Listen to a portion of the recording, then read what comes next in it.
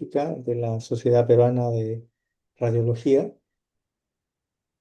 En nombre del doctor Eli Hidalgo, vamos a continuar con las actividades que venimos desarrollando mensualmente. El día de hoy vamos a tener con nosotros a alguien ya conocido por ustedes, que viene apoyándonos académicamente a la sociedad desde hace bastantes años. El expositor de hoy es el doctor Jorge Dávila, que es médico radiólogo. Tiene dos especialidades, una en radiología pediátrica y la otra en neuroradiología pediátrica. Actualmente trabaja como médico radiólogo pediatra y como neuroradiólogo pediatra en el Hospital de Niños Oriental de Ontario, en Canadá. Y también es profesor asociado de radiología en la Universidad de Ottawa. Agradecemos de antemano al doctor por su disponibilidad que tiene siempre para apoyarnos académicamente a la Sociedad Peruana de Radiología. El día de hoy nos expondrá un tema relacionado con el diagnóstico diferencial por imágenes en las enfermedades desmelinizantes en neuroradiología pediátrica. Agradecemos de antemano al doctor.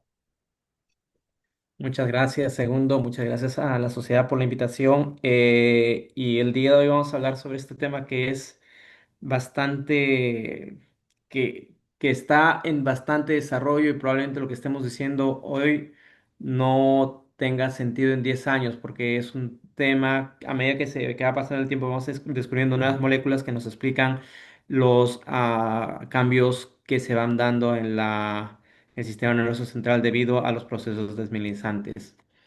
Esta es la manera como voy a diferenciar o cómo voy a sí, cómo voy a dividir mi presentación. Vamos a hablar algunas definiciones y un poco de historia.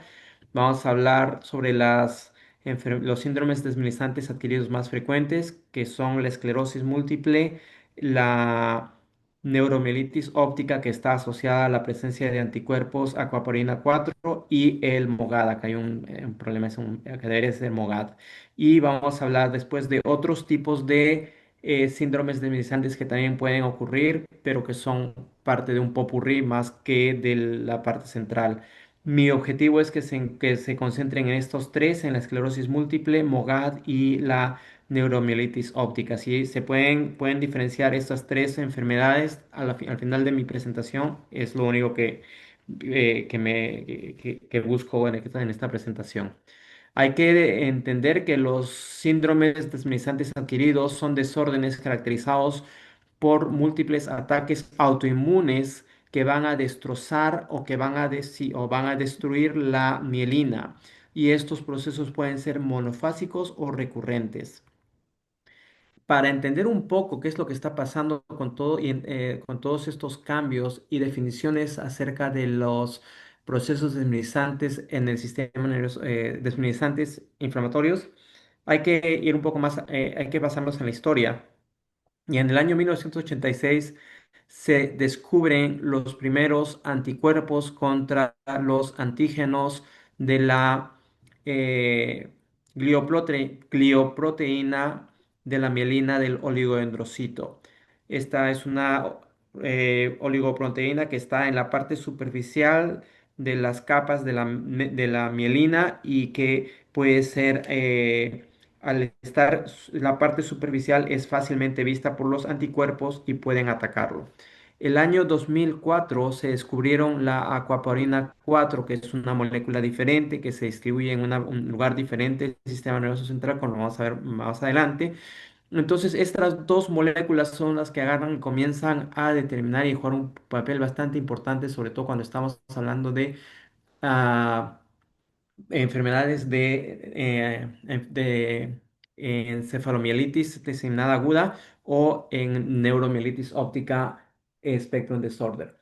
Después de eso, el año 2007 se ve que comienzan a haber más casos clínicos de fenotipos que presentan un proceso desmielinizante y que presentan anticuerpos positivos contra MOGAD. Entonces ya el año 2007 comenzamos a hablar sobre esta proceso desmielinizante que está asociado a la presencia de anticuerpos contra la glicoproteína de la mielina del oligodendrocito. Entonces, hasta ahora tenemos dos moléculas que pueden producir enfermedad, la acuaporina 4 y la glicoproteína de la mielina del oligodendrocito que le vamos a llamar MOG, ¿ok? Porque es muy largo pronunciarlo. El año 2011 se produce el primer reporte de un paciente o de casos que presentan neuromielitis óptica con títulos positivos contra anticuerpos de MOG. Entonces ahí es que uno comienza a decir, o son dos enfermedades diferentes o es una sola enfermedad, ¿qué es lo que está pasando? Porque antes de eso hablamos de mielitis transversa, neuromielitis optic spectrum disorder, que no lo estábamos asociando con las acuaporinas 4 y comienza a haber toda una confusión en el ámbito científico a ver qué es lo que está pasando. Y el año 2018 ya comienzan a hacerse las primeras propuestas para tener unos criterios diagnósticos para hacer el diagnóstico de MOGAD. Entonces tenemos MOGAD, que son los anticuerpos contra la glioproteína de la mielina del oligodendrocito, y por el otro lado tenemos los anticuerpos que van contra la acuaporina 4. Y esto es totalmente diferente de esclerosis múltiple. Entonces tenemos tres patrones de diagnóstico en las enfermedades desmielinizantes. Y esto lo vamos a entender mejor en este cuadro. Cuando uno quiere clasificar los síndromes desmielinizantes adquiridos, uno primero tiene que ver el patrón de imagen que nos va a ayudar a diferenciar qué tipo de patrón desminizante puede ser. Entonces, por imagen uno puede decir, oh, este puede ser un patrón de esclerosis múltiple, este puede ser un patrón de neuromielitis diseminada aguda o puede ser un patrón de neuromielitis óptica. Entonces tenemos estos tres patrones de imagen, pero hoy en día tenemos que ir más allá de eso porque se ha visto que cada uno de estos patrones puede estar asociado directamente con estas moléculas y es por ello que uno tiene que diferenciar de manera adecuada cómo es que estas moléculas tienen un fenotipo diferente. Entonces, para ello vamos a hablar primero sobre la fisiopatología del MOGAD, que es este desorden que está asociado a la presencia de anticuerpos contra la glicoproteína la mielina del oligodendrocito, que es MOG. Entonces, el MOG está selectivamente expresado en el sistema nervioso central y como lo dije hace un momento, está en la parte más superficial de las capas de la mielina y alrededor de los oligodendrocitos. Esto hace que esté fácilmente reconocible por los anticuerpos y produzcan una desmineralización y daño de la mielina. Entonces, estos pacientes, como van a dañar la mielina va a ser destruida, pero se puede recuperar y los axones van a estar relativamente preservados. Entonces, esas neuronas no van a morir y no vamos a tener necrosis. Y esto es muy importante porque MOGAD no presenta necrosis, mientras que las lesiones que están asociadas a la acuaporina 4 van a presentar necrosis y las lesiones van a ser mucho más extensas, van a ser más van a presentar más edema, van a ser más aparatosas. Entonces es así como uno puede diferenciar estas dos enfermedades. Entonces, una vez más, repito, MOGAD tiende a preservar los axones, es más benigno que las lesiones por acuaporina 4.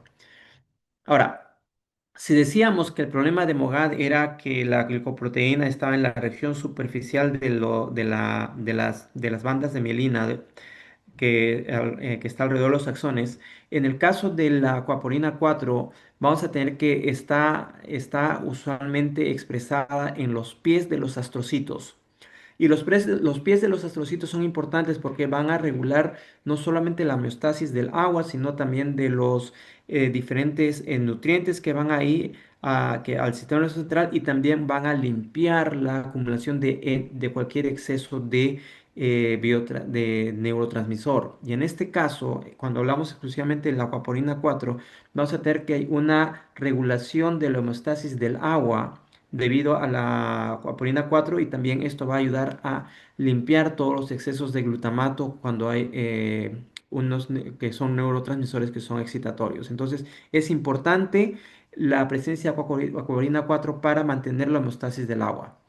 Ahora, la acuaporina 4 se presenta en dos isoformas en el sistema nervioso central, en la forma M1 y en la forma M21.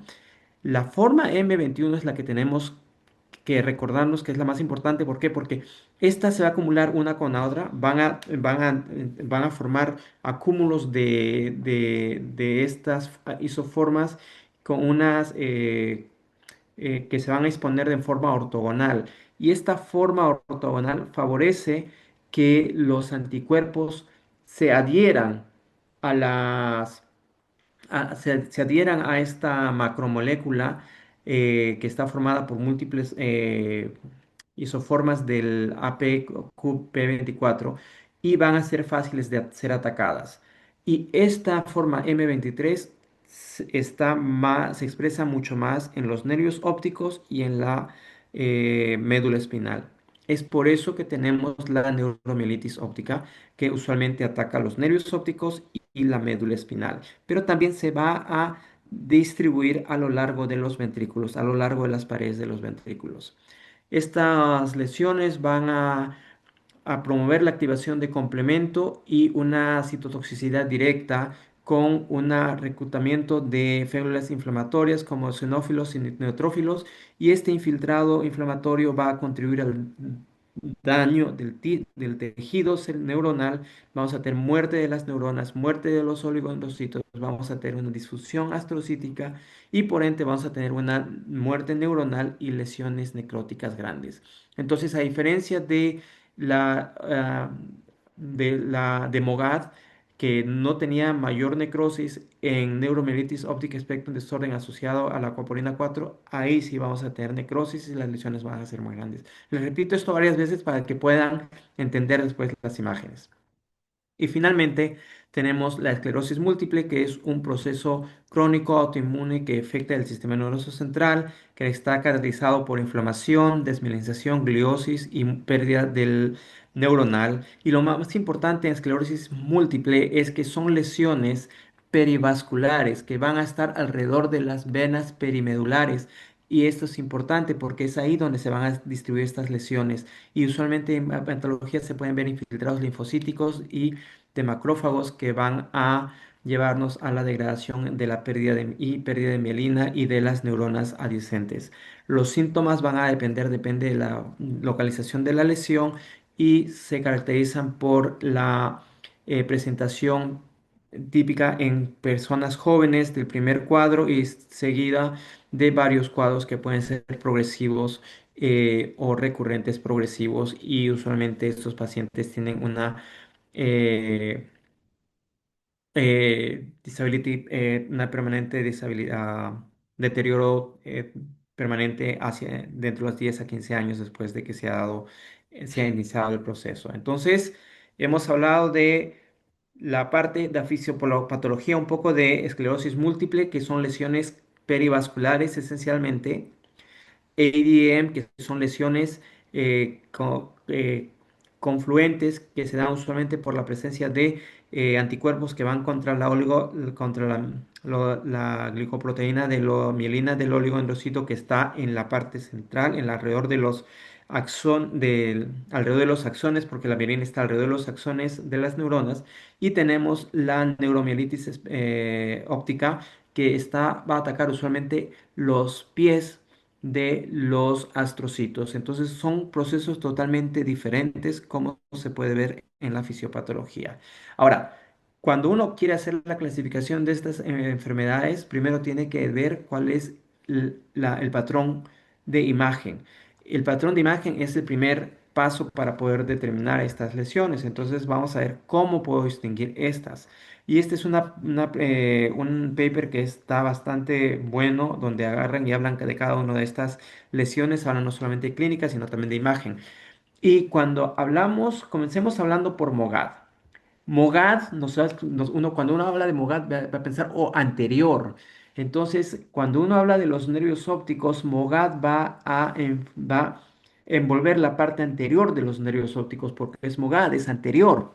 Entonces, la lesión va a ser desde el disco óptico posteriormente, pero no va a envolver la parte posterior de los nervios ópticos ni el quiasma óptico. Entonces, acá se ve un poco la captación de contraste. No hay mucha captación de contraste realmente, pero sí se ve el incremento del volumen en MOGAD. En el caso de la aquaporina 4, la neuromielitis óptica asociada a aquaporina 4, aquaporina es de posterior, entonces la aquaporina y de la Q viene de quiasma óptico. Entonces vamos a ver que el quiasma óptico y la parte posterior del nervio óptico están infiltradas en los en neuromielitis óptica spectrum disorder asociada a la aquaporina 4. Entonces se ve que acá la parte posterior de los nervios ópticos y el quiasma óptico están afectados y estos sí van a tener captación de contraste. En el caso de esclerosis múltiple, las lesiones son esporádicas y pequeñas. Esclerosis múltiple, la S de short. Entonces son lesiones pequeñas, cortas, que pueden ser unilaterales. Entonces de esa manera más o menos uno tiene la memotécnica para acordarse dónde y cómo se afectan los nervios ópticos. Hablando de la médula espinal.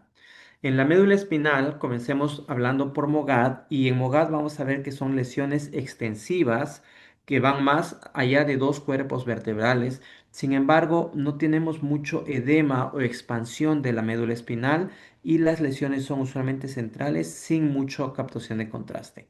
Si comparamos MOGAD contra la neuromielitis óptica espectro disorder asociada con aquaporina 4, en la aquaporina 4 vamos a tener que hay una, no solamente señal anormal, sino hay una expansión de la médula espinal, hay mucho más edema y la parte central va a tener una necrosis que no capta contraste, acá va a tener alta señal y captación de contraste de forma heterogénea, patchada.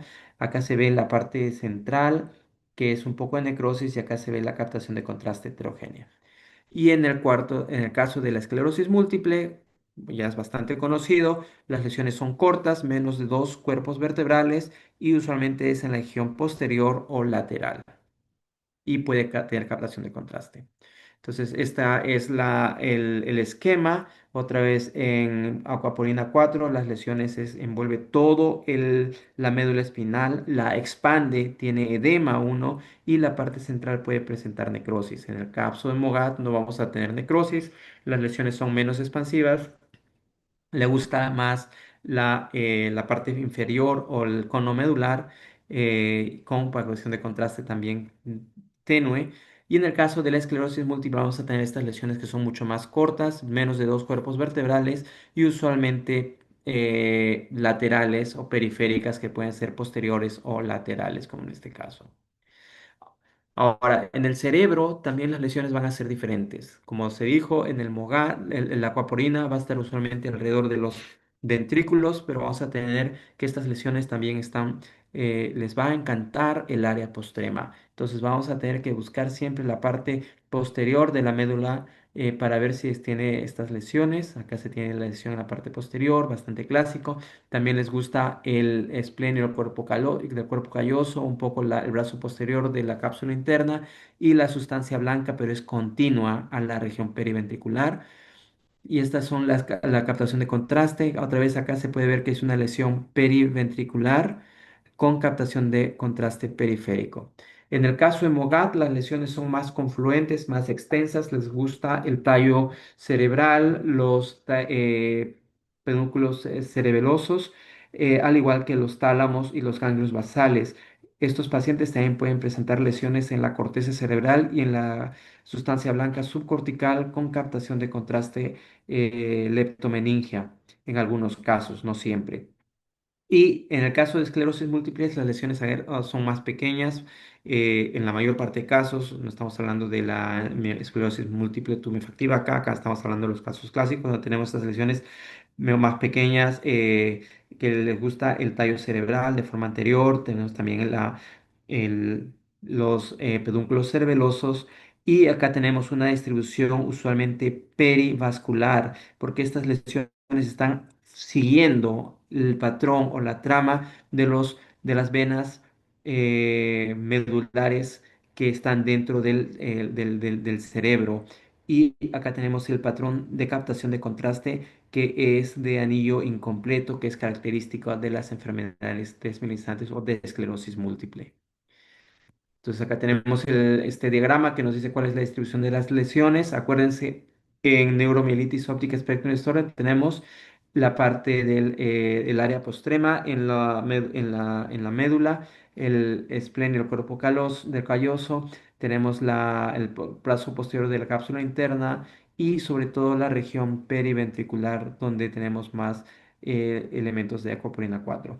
Luego tenemos a Camogat, que le gusta el tallo cerebral, le encanta y sobre todo la parte anterior y también la posterior. Tenemos ambos pedúnculos cerebelosos, los tálamos, los ángulos basales, la sustancia blanca, subcortical, yuxtamedular y la corteza cerebral con captación de contraste en algunos casos.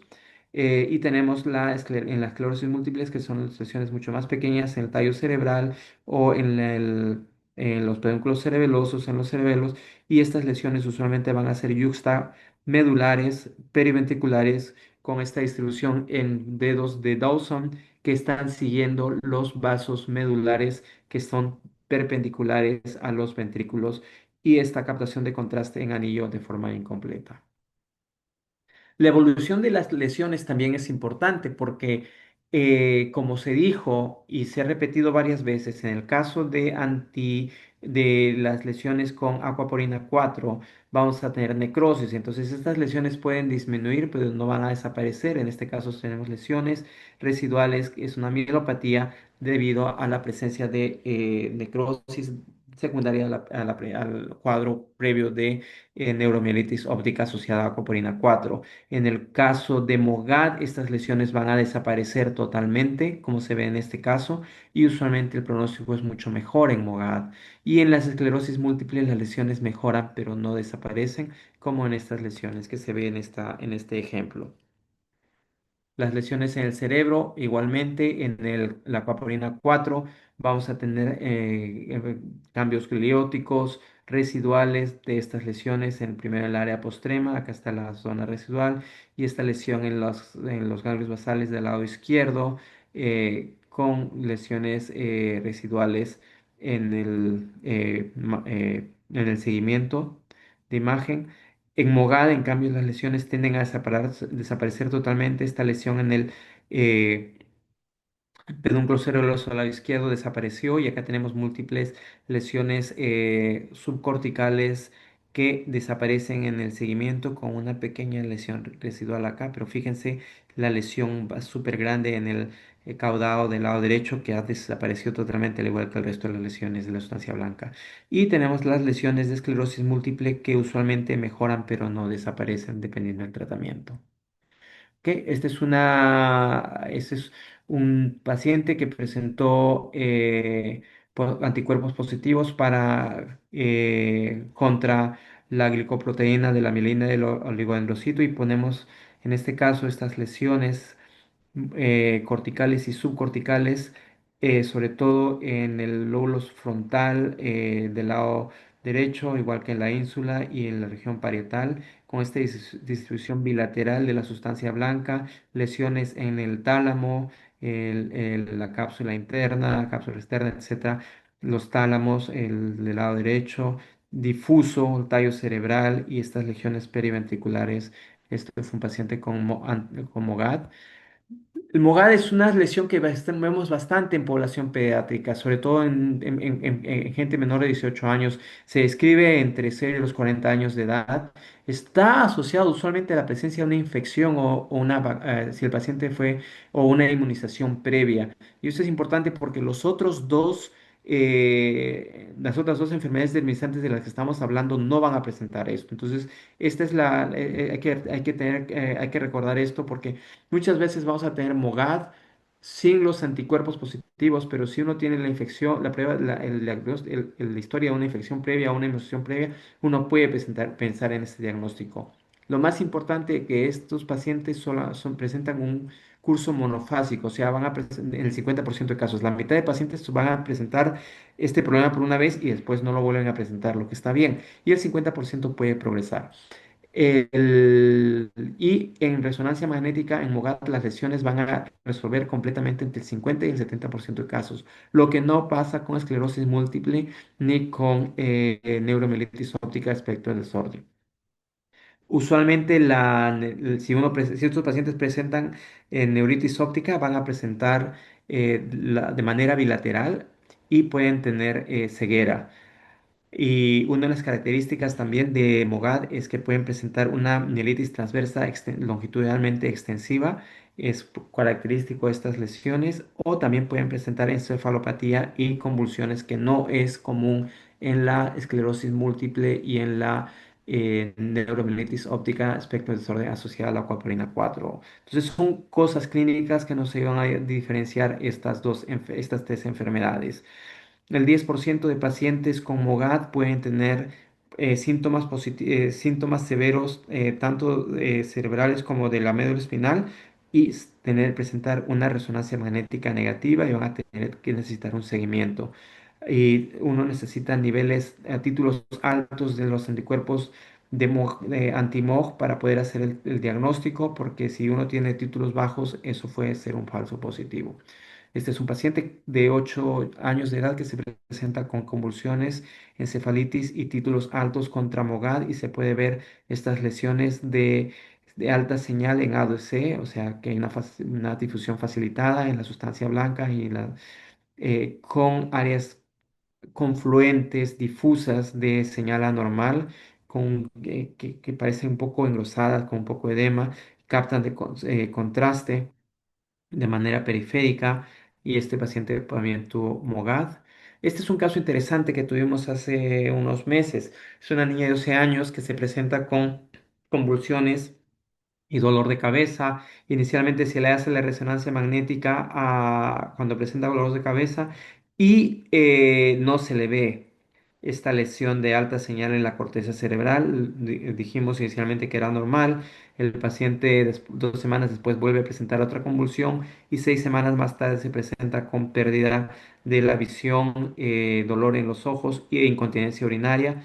Le volvemos a hacer una resonancia magnética, y ahora fíjense la distribución de estas lesiones en ambos nervios ópticos. MOGAD anterior, una vez ya más, ya se dijo, desde el disco óptico bilateral, con bastante edema, bastante captación de contraste bilateral, y también presentó captación de contraste un poco leptomeningio subcortical, como se pueden ver en estas imágenes, en el tallo cerebral, en ambos campos cerebrales.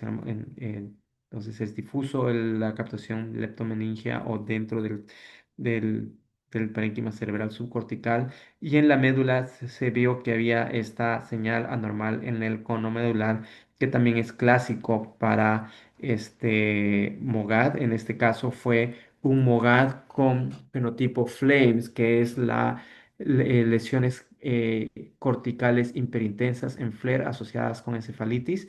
Y estos pacientes usualmente van a tener captación de contraste leptomeningio. Y lo interesante en estos pacientes que son asincrónicas, y como en este caso, pues damos primero lesiones corticales, y después de eso el paciente presentó las lesiones en los nervios ópticos y en la médula espinal. Entonces fueron múltiples episodios recurrentes de enfermedad desmelinizante, de procesos recurrentes.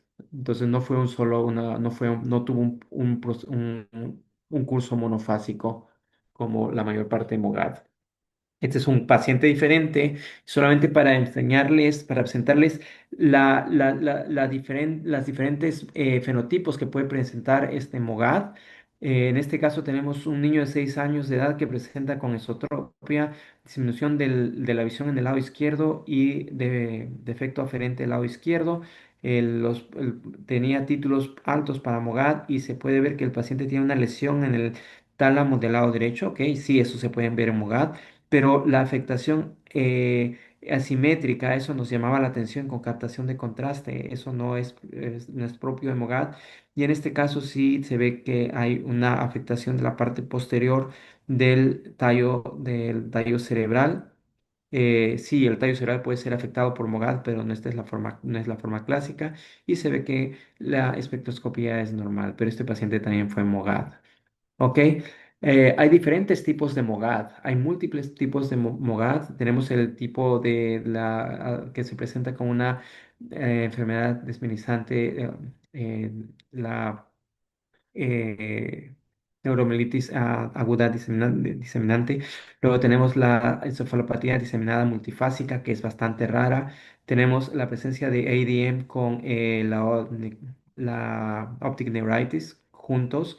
O tenemos el cuadro de neuromielitis óptica, cuando tenemos la neuromielitis óptica, que presenta títulos altos de anticuerpos contra MOG.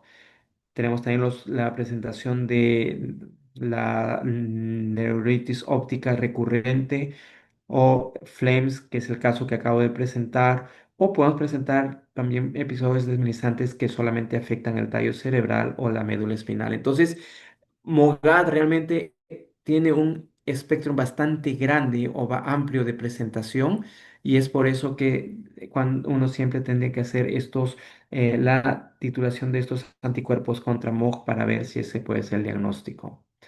Y ahora vamos a hablar sobre los problemas de neuromielitis óptica asociada con acuaporina 4. En este caso, la presentación es de gente mucho más tardía, es entre los 40 y 50 años de edad. Y fíjense que afecta a 9 mujeres por cada varón. Tiene una alta predilección por mujeres. No se asocia a infecciones o inmunización como el MOGAD. El MOGAD sí se va a asociar a infección y inmunización. En este caso hay una recurrencia del 90%. El curso progresivo es raro, pero hay una recurrencia del 90%. Usualmente la neuritis óptica puede ser unilateral o bilateral, pero usualmente, como se dijo, es en los segmentos posteriores y en el quiasma óptico. El 85% de casos van a presentar esta mielitis transversa extensiva y longitudinal con compactación de contraste heterogénea, patchy como lo dice en inglés, y le encanta el área pastrema, afectar el área postrema, pero no lo hace siempre.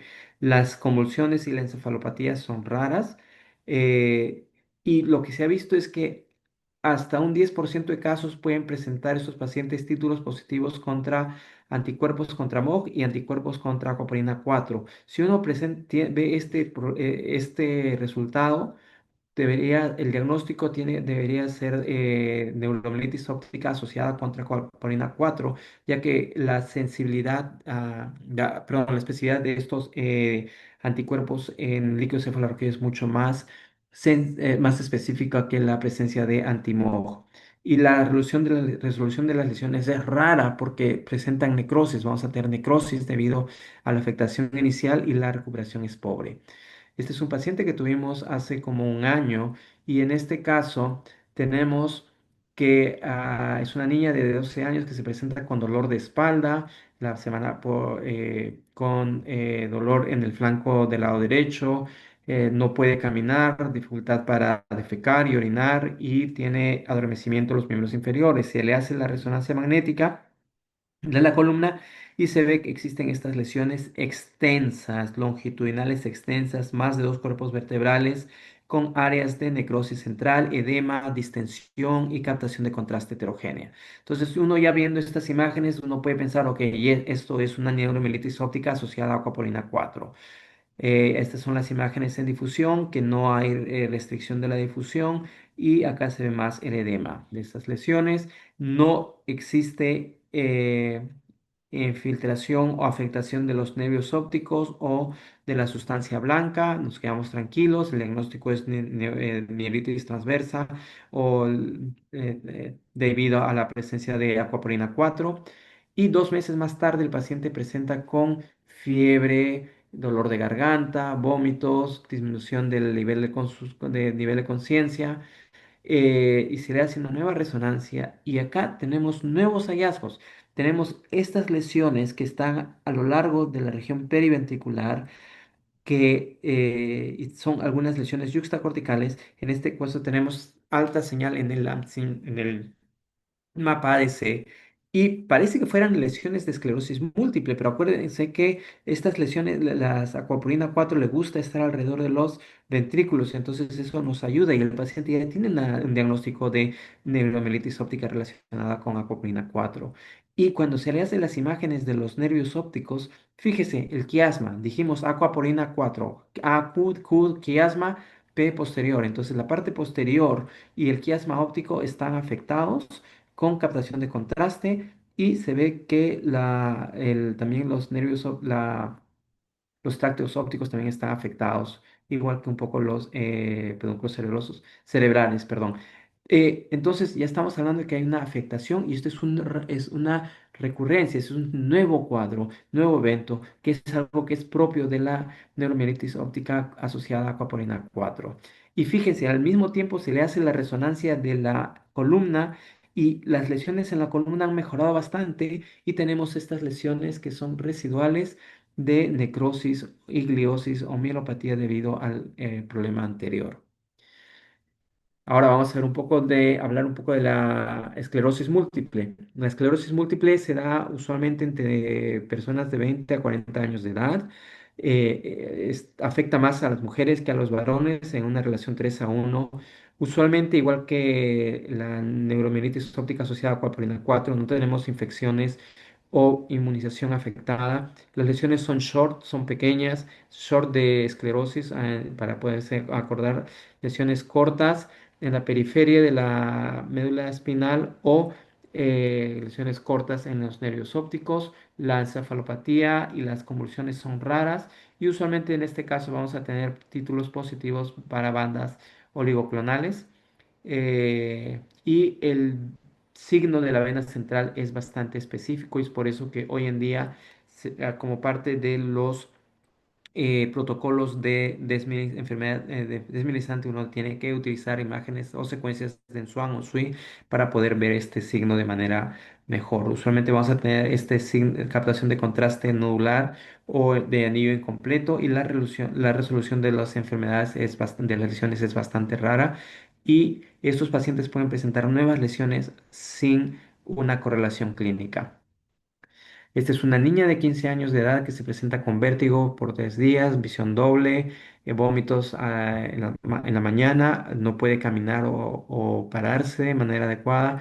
Se le hizo la punción lumbar y se vio células inflamatorias, anticuerpos negativos para MOG o para acuaprina 4. Y acá se pueden ver estas múltiples lesiones yuxtacorticales, bilaterales, estas lesiones alrededor de los ventrículos que siguen este patrón de dedos de Dawson, lesiones periventriculares y cuando se le hace estas imágenes, acá se pueden ver que estas imágenes en SWI se pueden ver todas las venas medulares del cerebro con las lesiones que están alrededor de estas venas. Acá se pueden ver todas estas lesiones que están alrededor predominantemente de estas venas. Entonces, esto favorece el diagnóstico de esclerosis múltiple.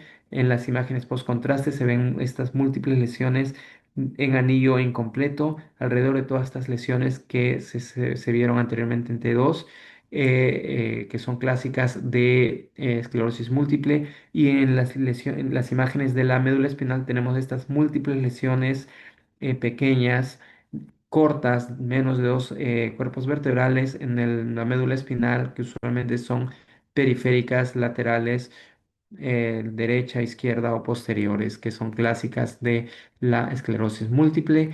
Y en el año 2024 ha habido una revisión de los criterios de McDonald para el diagnóstico de esclerosis múltiple, donde hoy en día ya se incluye los nervios ópticos. Entonces hoy en día uno tiene que hacer imágenes de los nervios ópticos, de las secuencias de SWI o SWAM para buscar estas lesiones perimedulares que usualmente se ven en pacientes con esclerosis múltiple, las lesiones de la médula espinal y en el cerebro las regiones yuxtacorticales o en la región posterior del tallo cerebral.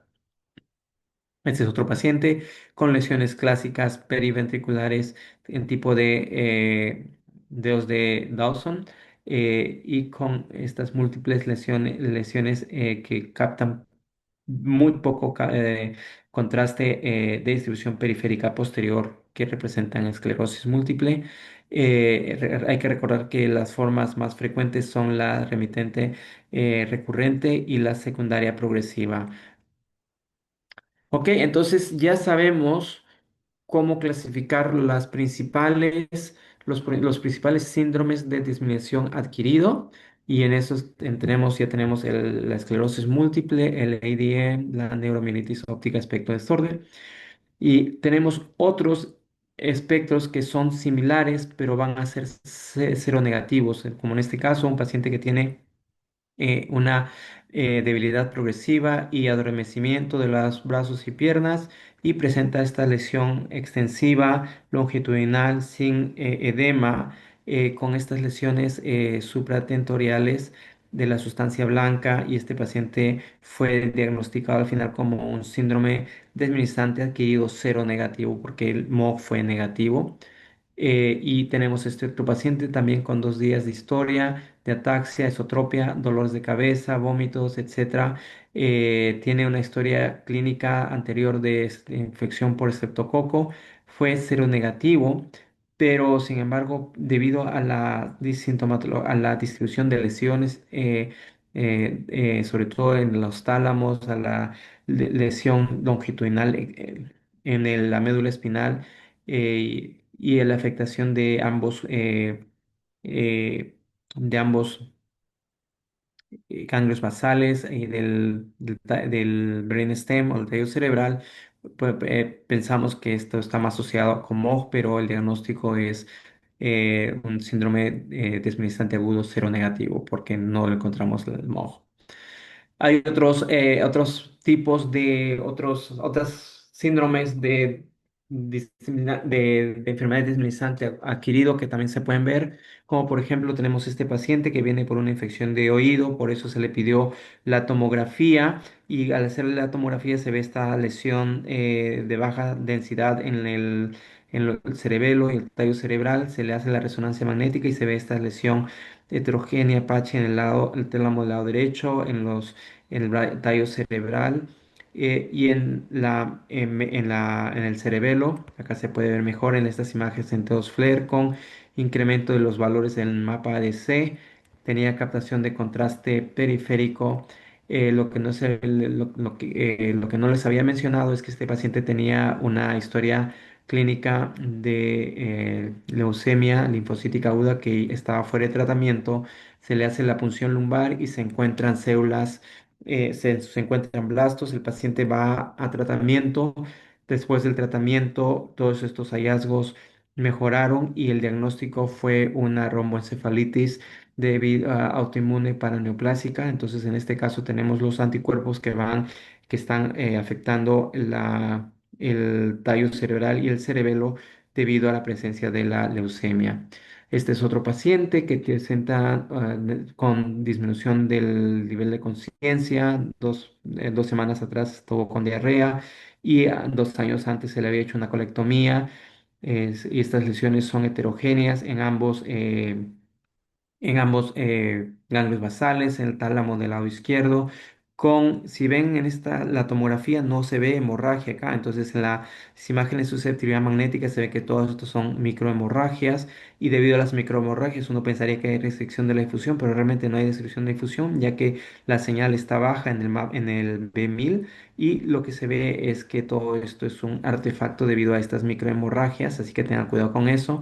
Eh, la geografía y la venografía fueron negativas, presentó lactato, y el diagnóstico fue una encefalopatía necrotizante aguda, y esto usualmente está asociado a la presencia de una alteración en el gen RANBP2, pero también se ha visto que estos pacientes tienen infecciones virales anteriores como influenza, parainfluenza, varicela, enterovirus. He visto varios casos de chikungunya y dengue también en Perú, así que son otras enfermedades que uno tiene que tener presente. Esto es una semana más tarde en el mismo paciente y se ve que hay más necrosis en el tálamo del lado izquierdo.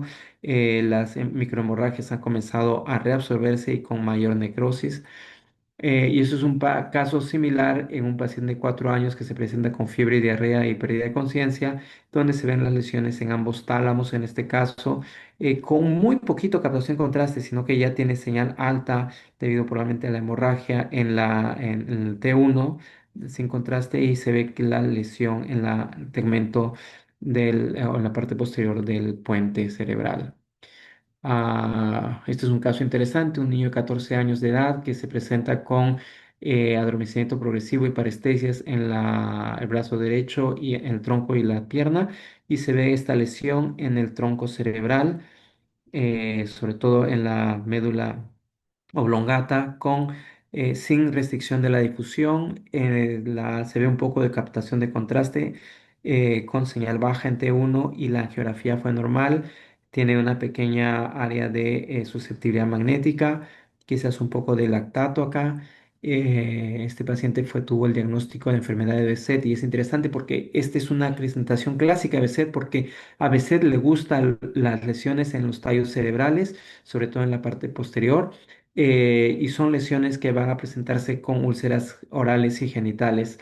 Enfermedad de Behçet es una enfermedad inflamatoria vascular multisistémica, crónica, idiopática y que presenta cuadros de remitentes y de recurrencia. Y este es el mismo paciente 2 años más tarde donde se ve que hay una lesión residual de eh, susceptibilidad magnética. Yo creo que voy a ir a la parte final de mi presentación. Hay que recordarse que también tenemos la enfermedad de Lyme o borreliosis que va a presentar lesiones que son similares a las enfermedades desmielinizantes o el síndrome de Piten, que son pacientes que van a presentar macrocefalia con múltiples lesiones que son semejantes a las lesiones que uno puede ver en esclerosis múltiple. Y lo importante de estos síndromes es que uno tiene que acordarse que son síndromes que predisponen a tumores y por eso uno tiene que seguirlos. ¿Ok? Entonces, ¿qué es lo que me tengo que recordar de esta presentación? Que las imágenes juegan un rol bastante importante en el diagnóstico y en el fenotipo de los síndromes adquiridos de desminimizantes o síndromes desminimizantes adquiridos. Y uno tiene que recordarse estas tres enfermedades: esclerosis múltiple, neuromielitis óptica espectro disordre asociada a anticuerpos contra la aquaporina 4 y MOGAD. En esclerosis múltiple, recordar que son pacientes que van a presentar bandas oligoclonales. El 85% de casos van a presentar el curso remitente, remite y recurre. Y es más frecuente en mujeres 3-1 contra varones y se presenta entre 20 y 40 años de edad. Las lesiones son usualmente perivasculares. El signo de la central de la vena es bastante importante. Y también vamos a presentar lesiones yuxtacorticales y acuérdense de S de short lesions o lesiones cortas en la médula espinal y en los nervios ópticos. Ahora vamos a acuaporina 4. Son lesiones que vamos a presentar anticuerpos contra acuaporina 4, más frecuente en mujeres 9-1, mucho más frecuente la diferencia es mayor que en esclerosis múltiple. La edad de presentación usualmente es de 30 a 50% y el 90% de estos pacientes van a tener una recurrencia. Cuando tenemos la lesión en la médula espinal, vamos a tener lesiones que van a tener bastante edema con necrosis central y son lesiones que no van a resolver debido a la necrosis y van a afectar usualmente el área postrema. Y ahora acuérdense, neuromielitis óptica aquaporina es aquaporina, Q de quiasma, P de posterior, entonces la parte posterior del nervio óptico está afectada y el quiasma óptico. En el caso de MOGAD, son lesiones que vamos a tener, de estos pacientes vamos a tener anticuerpos contra MOG. La prevalencia entre varones y mujeres es la misma y usualmente vamos a tener un cuadro de infección o inmunización previa.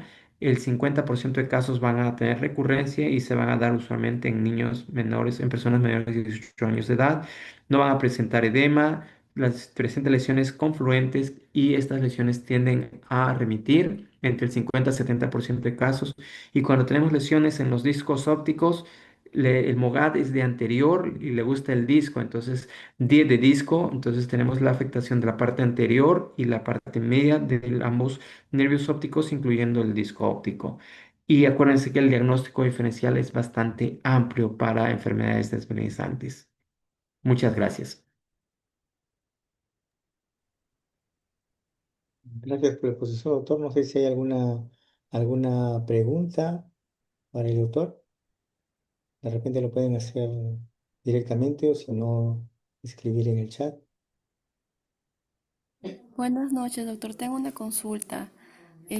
Más o menos en cuánto tiempo desaparecen las lesiones del MOGAT. Las lesiones del MOG van a desaparecer poco a poco. Usualmente para las 4 o 5 semanas ya uno no debería tener estas lesiones, desaparecen. Eh, hay un caso que presenté ahora que justo después de 3 semanas no había presentado no presentó las lesiones. Un momento, por favor.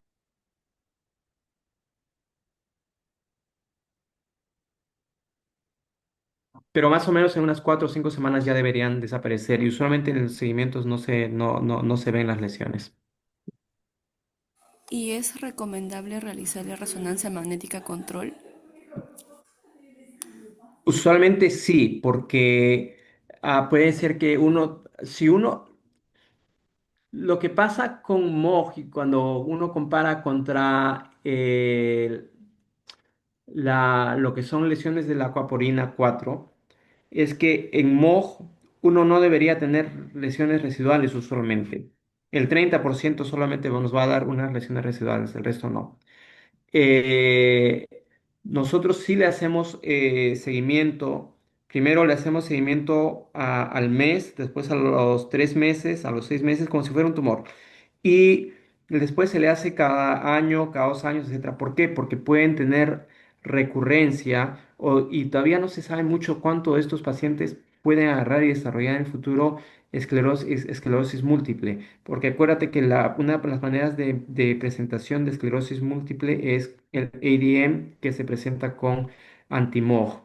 En general se puede diferenciar, pero no en el futuro no se sabe si es que cuál va a ser hacia dónde van estos pacientes. Los criterios recién se han hecho hace el año 2018, o sea, recién tenemos 7 años de estar estudiando estas lesiones de manera más seria. Entonces necesitamos mucho más tiempo para saber cuál es el tiempo que estos pacientes que pueden presentar, que necesitan esos pacientes para presentar esclerosis múltiple. En el pasado se decía que los pacientes con ADM tenían mayor riesgo de tener esclerosis múltiple y probablemente muchos de esos pacientes tenían antimog. La pregunta es, ¿cuántos años van a pasar para que desarrollen esclerosis múltiple? Gracias, doctor. Doctor, tengo otra consulta. ¿Y más o menos en cuánto tiempo se produce la atrofia en este NMO? Es inmediata. La necrosis es inmediata. En los casos que presenté, por ejemplo, déjame regresar acá. En este caso, la atrofia ya estaba presente y al hacer el diagnóstico, ¿dónde está? Este es el caso, este es el seguimiento que se hizo 2 meses más tarde, ¿ok? Esta es la lesión, esta es la atrofia de la médula y al inicio ya presentaba esta atrofia. Déjame ver. Mira cómo estaba acá y la veía un poco de necrosis acá en el centro. Al inicio no la veías, pero a los 2 meses ya tienes esta lesión que es necrótica y gliótica. El daño de la necrosis es inmediato. Cada vez que tienes el ataque, la lesión, va a generarte necrosis.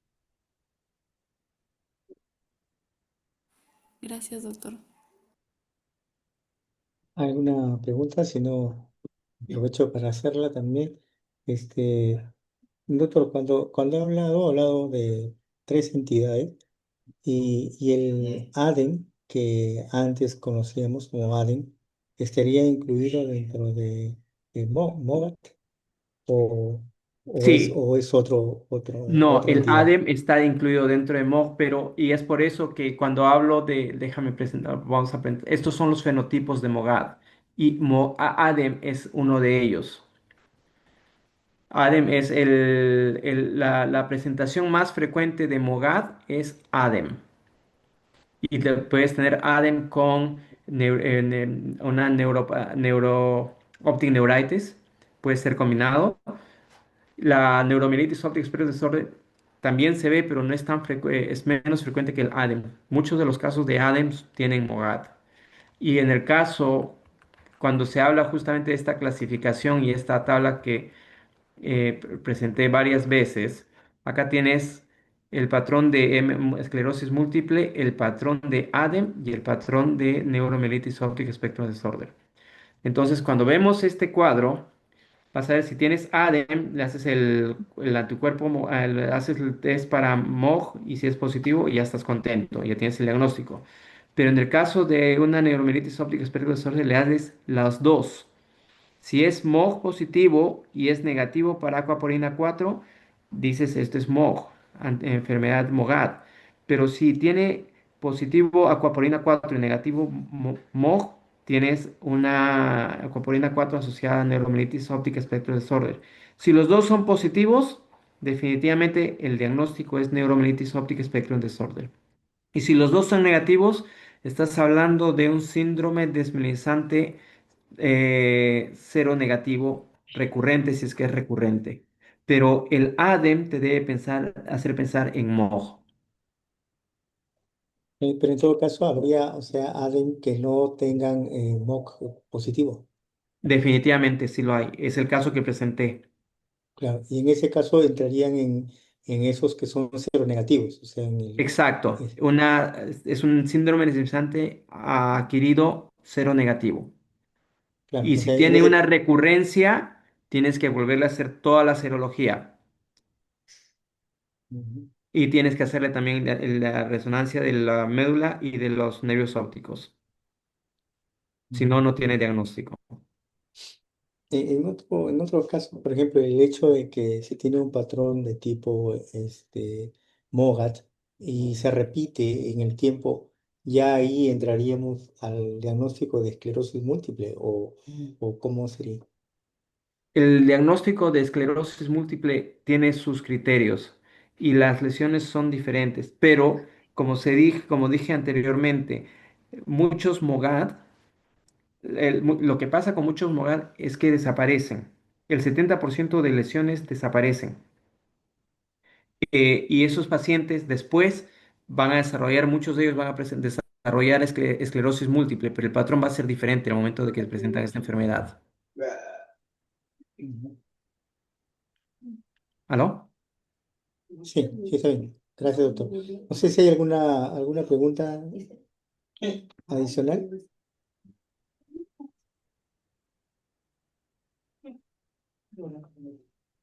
Bueno, creo que no hay ninguna otra pregunta adicional.